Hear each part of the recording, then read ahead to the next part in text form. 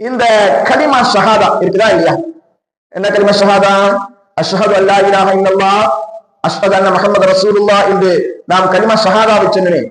இந்த ஷஹாதா கலிமாவுடைய அந்த விளக்கத்தை நாம விரிவாக அறிந்து கொள்ளணும். அது ரொம்ப முக்கியம்.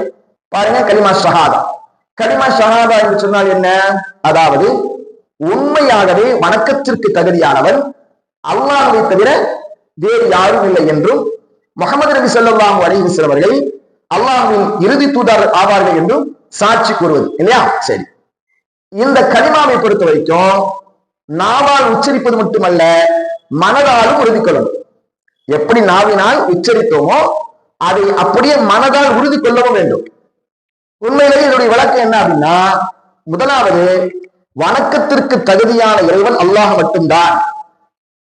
அவனே நம்மை படைத்தவன், அவனே நமக்கு உணவளிப்பவன், அவன்தான் நம்மை நிர்வகிப்பவன், அவன்தான் நம்மை மரணிக்க செய்பவன், அவன்தான் நம்மை மறுமையில் எழுப்பக்கூடியவன் என்று நம்பி அவனுக்கு செய்ய வேண்டிய வணக்கங்களை வேறு யாருக்கும் செய்யாமல் இருப்பது. இதுதான் அஷ்ஹது அல்லா இலாஹ இல்லல்லாஹ் என்கின்ற அந்த வார்த்தைக்கான விளக்கம்.